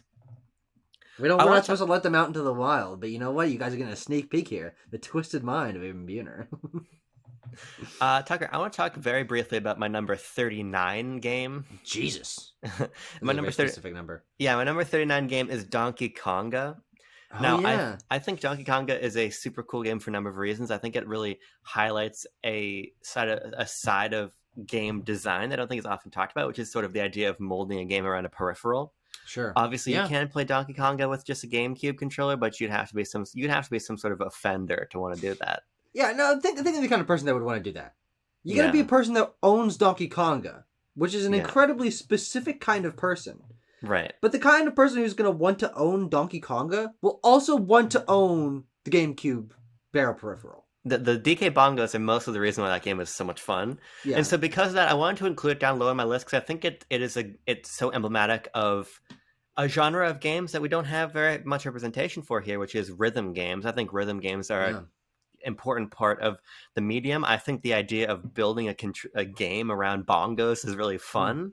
Yeah. But also, I can't say that Donkey Kong is like an excellent game. I can't necessarily say that it holds up beyond being a really cool curio of a time and a place of when Guitar Hero and things were popping. Now, some people sometimes refer to Donkey Konga as like a response to Guitar Hero. That's just simply not true with timelines and everything. However, I think it's a really cool part of the medium and the creativity within it that I want to highlight. But obviously, I can't have that anywhere near number 10. So I just have Donkey Konga at 39. Yeah, that's a very interesting poll. That might actually be the most unique game on either of our lists. Could be, yeah. Or at least the most unexpected. How about that? Sure. What's the most unexpected game on my list? I think I gotta go with a game that I think the most controversial game on my list would be Pokemon Moon. Because people don't seem to not like 3DS era Pokemon. Of course, that'll probably change over time. Pokemon cycle's a bitch and a half. X and Y. Yeah, I think that both the 3DS generations are some of the best that Pokemon has to offer. And Pokemon Moon, I think for me, felt like the true step forward, confident step forward for that franchise in a time when, other than the step to 3D, not much had changed since its inception. And the greater focus on story and characters and cutscenes and just location and vibe. Alola is a much more linear region than the majority of other ones, but I think that allows for it to feel like a more realized place. There are people going about their jobs in ways that weren't in previous Pokemon games, and the ecosystem is so finely tuned with all the new Pokemon added and which ones were chosen to be in the environment in the game. And because of that, and because for me, Pokemon is about that world and the ecosystem and the ways that people live alongside these creatures, I think that Pokemon Sun and Moon do that better than any other game in the franchise, showing off people working alongside a Machamp and a Machoke to like build their thing and learning about the ways that Ultra Beasts and the Totem Pokemon and the Tapus and Cosmog, like there's so much connective tissue in this game. Nothing feels superfluous, and that's something I can't really say about so many Pokemon games. So as a part of a long-standing franchise, taking that step forward to make it feel somewhat different, in my opinion, higher production value and a little more polished, I think that Pokemon Moon, and for its personal resonance, so it's one of my favorite games of all time, uh, stands alongside some of these other ones, though other people might not agree. Yeah, I mean, I think that's probably the generation I've spent the least time with overall. So I actually kind of want to replay those Sure. games. Yeah. Although now that the eShop is gone, I think they cost $1 million. Actually, I think Gen 7 is actually kind of the cheapest generation, so I might look into it. But my traditional Pokemon entry was number 19 for me, which is Heart Gold. Oh, okay. Um, Sure. which for me, even though it's definitely not my favorite, I think it represents sort of the most polished, feature-rich iteration of the series, in my opinion. Sure. But one other game I wanted to mention was Sonic Mania, which I have at 21. Yeah. I adore Sonic Mania. Um, and Sonic Mania is an interesting one for me because I felt like I needed, in 50 essential games, I need Sonic somewhere else than just Smash Brothers.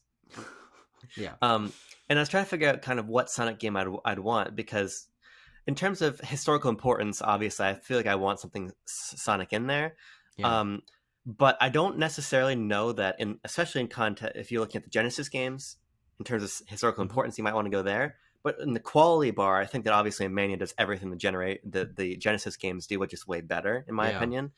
But at the same time, it is ultimately just a 2D platformer. Now, I think there's great novelty to the Sonic's level design that is quite unique. And other than the games that are directly trying to emulate it, like Freedom Planet, there's not much that plays like Sonic.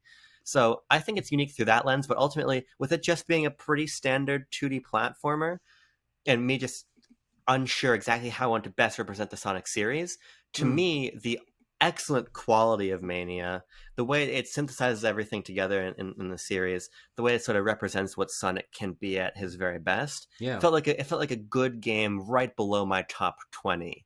Sure. I didn't really want to put it much higher than that, because I think the gameplay for me didn't quite push it into my top 20. I feel like my top 20 games are all very distinct and interesting on a gameplay level. And I feel like I need to get a little bit more in the weeds for Sonic to show why I think it's sort of a pinnacle 2D platformer. Yeah. So 21 felt about Sure. safe to me for Sonic. Yeah. I want to talk a little bit about a game that is new to me. The newest game that I've played on here. Yes, I saw you added that. How recent this was. We made these lists a couple weeks ago, actually. And we've had a little hard time coming together to actually record this. But yeah. In the meantime, I gave a little game called Eco another shot. A game that I had tried years ago through the PS3 collection and fell off pretty quickly. After I had played and loved Shadow of the Colossus, Eco felt barren to me, and less grand. But I think that when I revisited Eco and learned a little bit more about its place in game history and the design philosophy of Fumito Ueda, I found so much to appreciate here that from a game that I had given 30 minutes and gave a 2 out of 10 or whatever. That's an exaggeration. It was not that low before, but didn't enjoy, at least years ago, became a game that I have an immense amount of appreciation for as one of the earlier examples of games as art, in the conversation of games as art, and the way that Eco, through largely wordless gameplay and environment and mechanics, with the holding hand mechanic between Eco and Yorda, tells an emotionally engrossing story that has shaped the history of games in very subtle ways, but once you do the research, incredibly fucking direct ways. Yeah. Like the fact that the climbing influenced Uncharted, and the dynamic between Eco and Yorda influenced The Last of Us with Ellie and Joel, and the interconnected map influenced Miyazaki to make fucking Dark Souls, and Journey, and David Cage likes this game, and it just Guillermo del Toro loves Eco. The amount of artists that I love that love Eco is insane now that I've really broken it down, and the distinctness of the game as a game of its time, but much like Katamari Damacy, having a simplistic control style means that it doesn't feel out of date. It feels like someone could have designed this kind of game today, and it doesn't need to be updated too much. I mean, there's a little bit of a way to jank in the climbing of things and the holding of the hands, and sometimes you get caught on geometry. But other than that, for a game that's over 20 years old at this point, it holds up impressively well. It is incredibly influential, and it's one that I now have a personal resonant story with, which I certainly didn't like a week ago. Yeah, I mean, I have a question for you about eco because you can also draw a pretty clear line from like eco to Breath of the Wild and various Sure. things too in terms of Mm. Yuida's philosophy. And you said, I mean, very eloquently that all the many other people that love this Mm-hmm. game, and you've made such a strong case for it. I've played a very little bit of eco. I think just largely because I was trying to stream it at school and the signal is kind of fucking up. Sure. It was just not working for me. Yeah. To me, eco almost feels like a game because what you have it at 25, I believe, is that the Yeah. position of it, or 24. Yeah. Why isn't eco higher in the list? Because like I might have sound negative on Sonic Mania, but I mean Sonic Mania is one of my favorite games of all time. Mm-hmm. I'm just trying to also illustrate my process of like why these games didn't come higher, and I Mm. feel like it's being Mm. very critical, even games that I love a whole lot, Yeah. to find their right position. Why for you is eco not like Mm. 15 or something? Yeah. I think honestly it's because I only played it like a week ago. That's fair enough. And I Yeah, know I'm Captain Recency bias. yeah, But it's a game that I haven't sat with enough to reasonably say I've got the long-standing memories and can break down point by point why I love this sure. game, as opposed to almost everything in my top 20 I've played and thought about for months and months and years, Yeah, that makes and brought up sense. constantly in conversations. And I've talked about Eco twice now, once on NS and once on this. Yeah. So that's not a game that, even though I've consumed a lot of conversation about it, I haven't talked about it enough myself. But it went from a game I didn't like to number 24 on my list. Right. So it did something right. I want to there's two others I want to shout out. I'd like to shout out Resident Evil 4, but Sure. I specifically put Resident Evil 4 Remake on my Yeah. list. Yeah. Now, I did that for a number of reasons.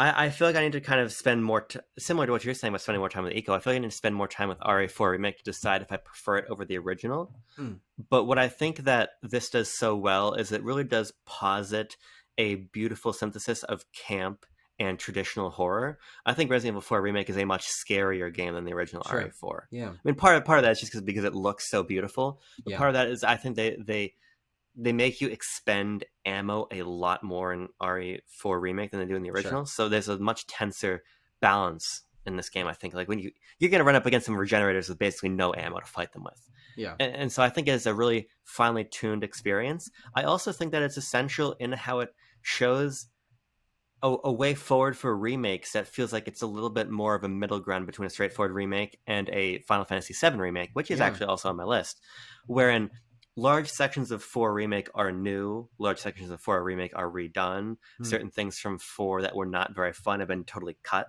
Yeah. Like I fucking hate the sliding block puzzle with Ashley on the original RE4. That's totally gone. Good. So Sure. yeah, so it's a very smart. It walks a smart line between, similar to like a Final Fantasy VII remake, giving you a radically different experience, but better than I think 7 remake does. Still staying quite true to the experience that the original Capcom team over there miles truer. Yeah.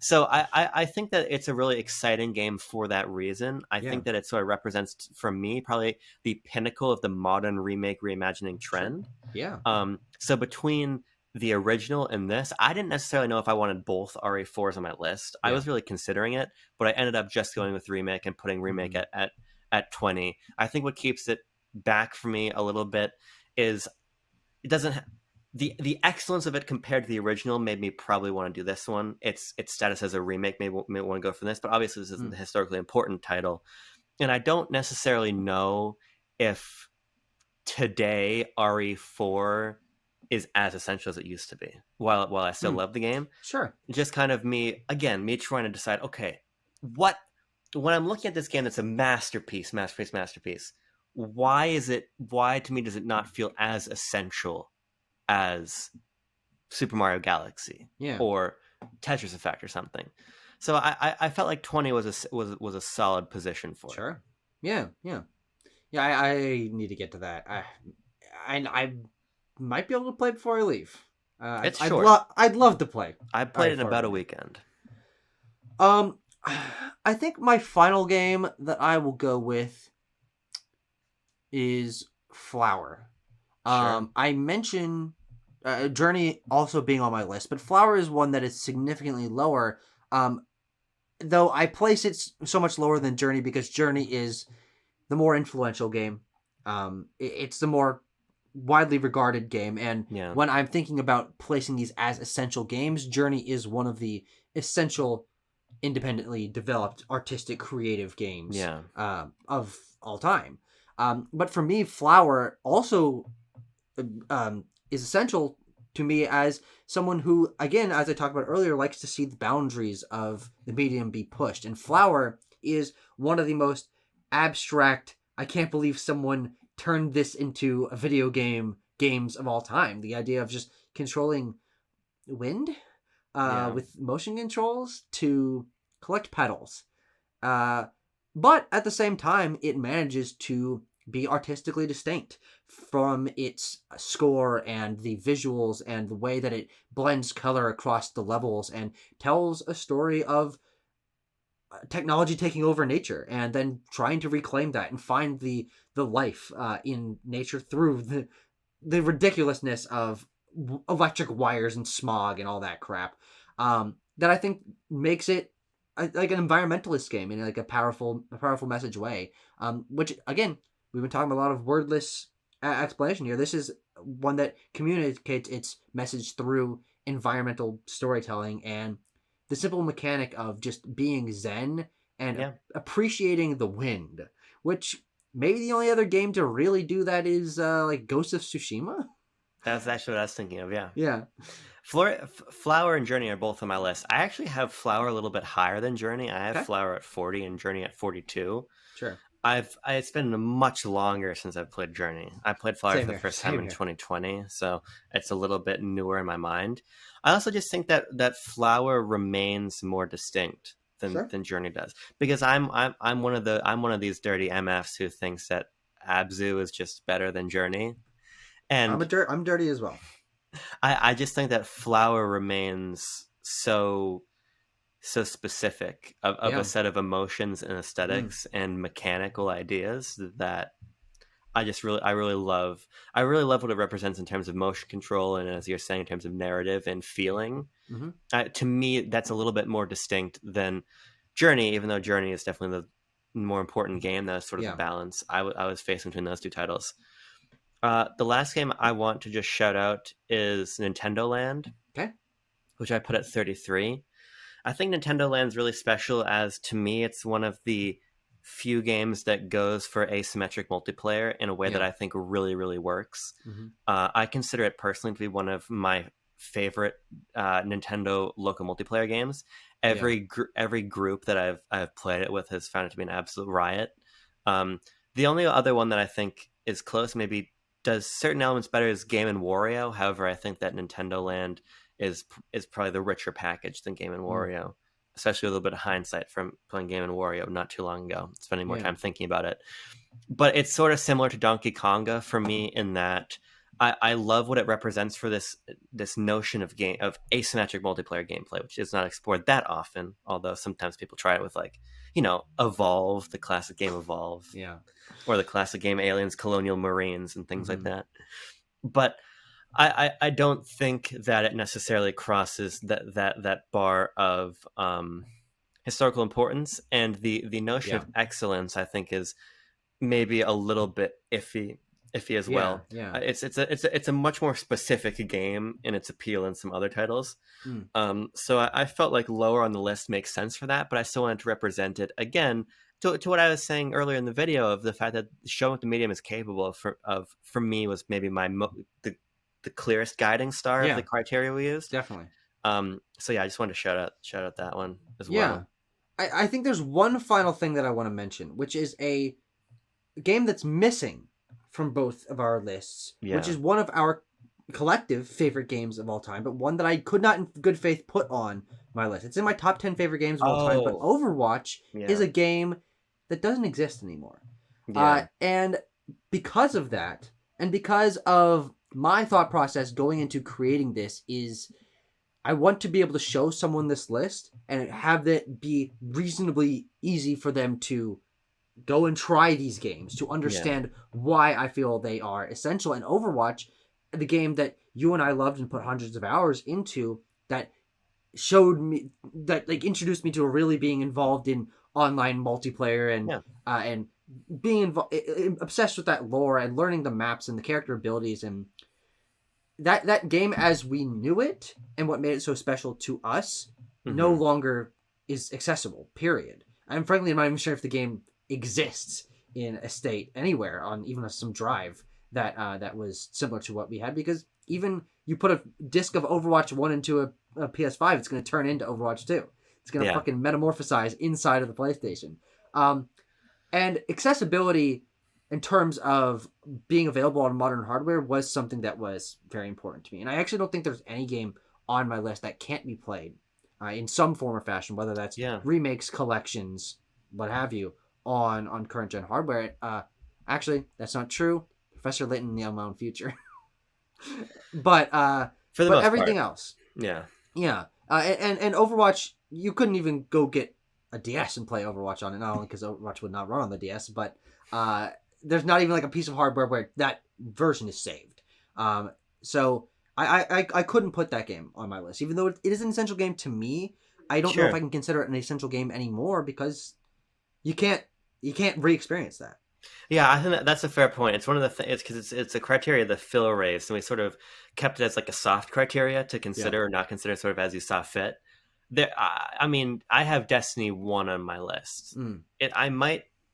I might change it to Destiny 2. I feel like I want to just sleep on my list one more time. I Okay. feel real. My top 20, I feel totally solid about. Yeah. I feel like below that, I might want to tweak just a little bit. As you Mm-hmm. like, you added Eco, so I feel like I can make a Maya meatballs also Mm-hmm. with my list. But yeah, I also felt like for me, between Battlefield, Halo, Destiny, and Splatoon, I kind of felt like I covered for me the corners. Mm-hmm. Like if I was to define the sandbox of Yeah. online multiplayer, I felt like I kind of had those for the shooters.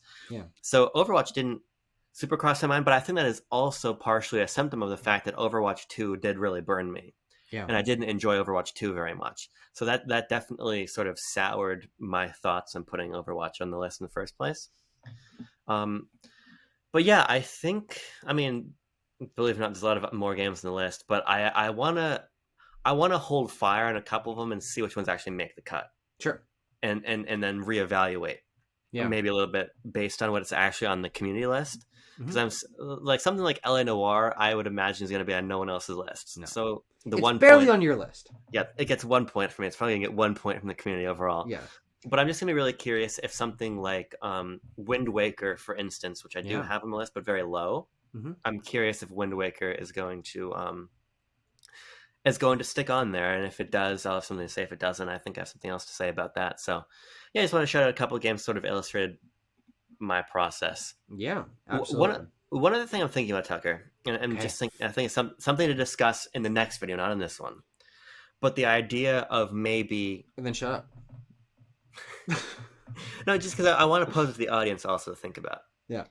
a criteria that was in your head that you were thinking about, maybe subconsciously, that In my wasn't head? actually on in anyone's Oh, head, okay. The Royal Yor. the royal your head, that and the royal your, including Yes. my or Christ. head, that maybe wasn't explicitly spelled out, but informed Mm. us a little bit anyway. Okay. Because like I think that there probably was for me this idea of trying to also represent genre was Yeah. something I was at least considering. Yeah, definitely. Trying to think very, very specifically about like I love RE4. I love RE4 remake. You said don't worry about franchise bias, but part of me is like, oh, I just simply don't know if I'm putting RE4 the original, even though it fits other criteria. I'd rather have a totally different other 50th game on there than two Mm-hmm. versions of RE4. Like I think there's things that were going on in my head that were not spelled out in the criteria, which I don't think is necessarily what I was Yeah. supposed to do. But part of what I want to do in the third part of the video anyway is sort of talk about all the places we fell short, because Sure. I think that they're going to be places we fell short. And I Yeah. just Hmm. in this discussion, there's definitely criteria that I think I was working with that I wasn't supposed to be. Mm-hmm. So I think it'd just be another interesting thing for everybody to reflect on Yeah. when we do this third part. So Yeah, absolutely. yeah, but Yeah. Both of these lists will be in the description of this Yes. video. I mean, that's fucking like required rating. You can't just like not have these lists on there. Any final thoughts, Abram? I don't think so. I'm just excited now. I'm very excited because we've gotten a couple other lists in. I'm excited. I have to actually make. I have to make the big spreadsheet for us. I have to make the big spreadsheet. We need to double check that. Well, first, what we need to do is we both need to turn our lists into text format because Sure. the last thing we have to Yes, talk that's about in the video is how people are going to submit. Mm-hmm. Again, what we need you to do is we need a text list of all of your games, ranked 1 to 50. Points again assigned. Number 1 game gets 50 points. The number 50 game gets 1 point. You can figure out the middle. Number 25 game gets 25 points. Boom. Like, boom. I shouldn't say that because that's gonna make people confused. Because it's reversed. That's me being stupid. I shouldn't have given that as example. 50 gets 1 point. 49 gets 2 points. Yes. 1 gets 50 points. 2 gets 49 points. Yes. Reverse them in your head. Yep. We'll compile it all into a big spreadsheet. We'll turn that into a nice fancy list. And we'll be back to do a lot of post-game analysis, I think. We'll make the list. We'll both probably ruminate on that, come up with some conclusions, and draw them. Tucker, I think that people should have their lists in within a week after posting this video. How does that sound to you? Okay, sure. Give people a final chance to do the work they need to do. Mm-hmm. Fine by me. But I'm just excited to see the list come together. That's what I'm most excited about. Yeah, and be able to have conversations about games that might not even be on our list, but that I think as people knowledgeable about the industry will be able to talk about their context on that list and why they deserve to be on there, and that'll be very interesting to have, and also hearing from community members because each of these games exists, as we proved here, as a catalyst for conversation. Why do they make this list? Why do they fit certain criteria? Why do they maybe not fit to other criteria, but the balance is enough to where you feel strongly that they should be on there? And also the idea of personal experience and the stories that we were able to share with playing Mario Kart 8 Deluxe and Pikmin and Minecraft and Stanley Parable. And you all have those stories with your games as well. And those are maybe what I'm most excited to hear about, because hearing people's love for other games, especially the ones that they feel are essential and ones that they've considered highly or thought about enough to put on a list like this, those are the most special kinds of game conversations, I think. I agree. Discord's not cooperating at the moment. You said it's causing Discord?